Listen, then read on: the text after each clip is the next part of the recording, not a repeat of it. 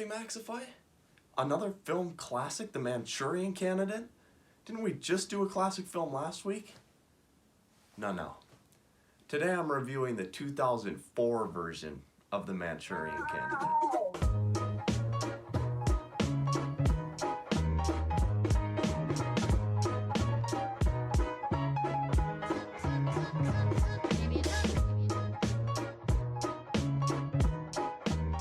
The Manchurian Candidate, the 2004 version, was directed by Jonathan Demme, who you might know from directing Silence of the Lambs, which is an excellent suspense thriller.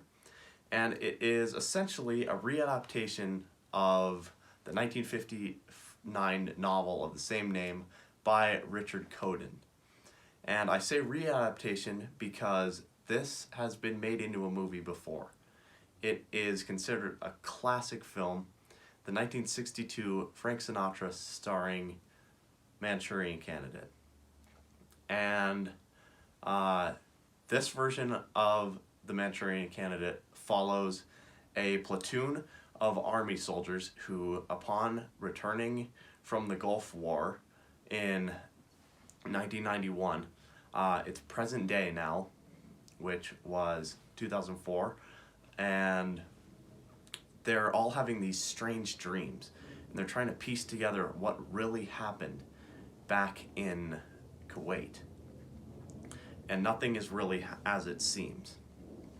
It's basically a political thriller, like a Jason Bourne or anything like that. There were a lot of political thrillers out in this era.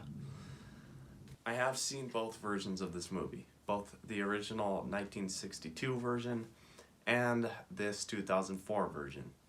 And I'm going to do my best not to compare them too harshly. I'm going to try my best to look at this one as its own movie. But the original was so much more nuanced and so much more well done that I kind of have a hard time understanding why this movie even exists. First off though, I want to highlight the positive aspects of this movie because there are some things in this movie that I really liked. Number one, the performances. Denzel Washington, Meryl Streep, Liev Schreiber, all three of them are excellent in this movie. And they are the main thing that this movie has going for them. Together, they construct the suspense and the mystery of the whole thing. And Liev Schreiber in particular, I thought was very strong. He is the perfect Raymond Shaw. He's always seeming to be unknowing or being manipulated by someone, even when he's not being actually hypnotized, which is something that happens to him in the movie. But it was really cool to see him in that type of role, because a lot of times you see Liev Schreiber being this tough guy, like he is in Ray Donovan, and like he is when he's playing that crazy, that weird Wolverine guy in the X-Men movies. And another thing I'd like to point out is the direction is strong.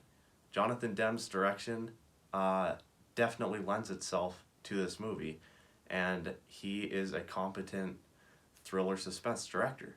And one thing I really liked was his use of exposure and lighting changes to show when someone is being hypnotized.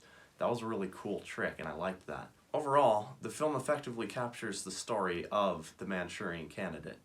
It captures the story that was in the novel, that was in place in the 1962 film, and it does a great job of pushing that forward into a 2002 modern setting.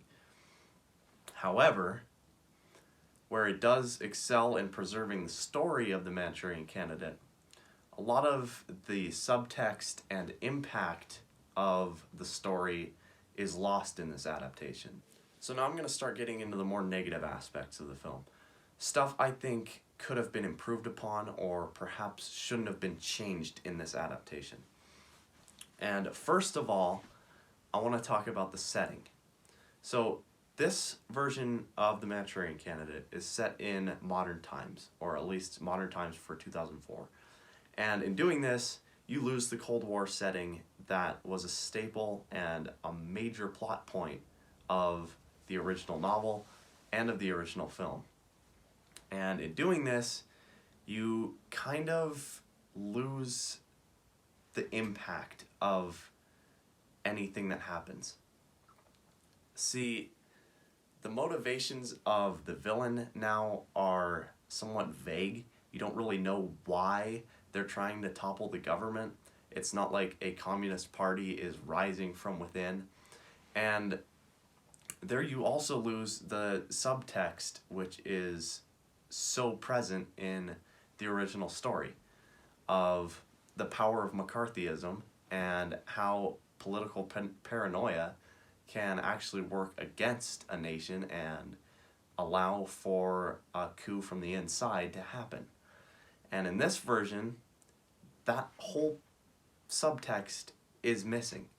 And instead, you get just your kind of run-of-the-mill political thriller with very vague antagonist motivations.